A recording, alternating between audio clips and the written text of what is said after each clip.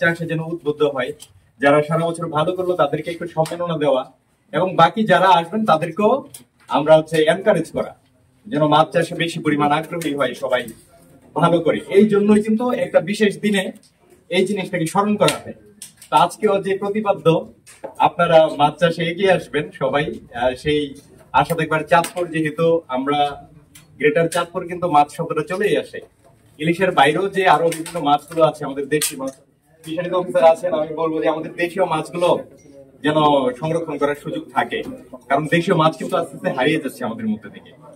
আর যদি বলি যারা উৎপাদনের সাথে জড়িত, আপনারা সরাসরি ফিশারিজ আছেন, কৃষি আছেন, প্রাণী সম্পদে আছেন, দেখেন একটা দেশ যখন বিপদে পড়বে, যদি দ্বিতীয় বিশ্বযুদ্ধের কথা বলি, জাপানের কিন্তু তার খাদ্য সংকটে পড়েছিল, তখন থেকে তারা সেই শিক্ষাটা কাজে লাগিয়ে এখন কিন্তু জাপানে কৃষি পণ্যের দাম সবচেয়ে বেশি। যারা আপনি কিন্তু মোবাইল খেতে পারবেন না যখন আপনার দেশে খাদ্যাভাব দেখা দিবে, আপনি কিন্তু আপনার জামা কাপড় বা ফার্নিচার খেতে পারবেন না।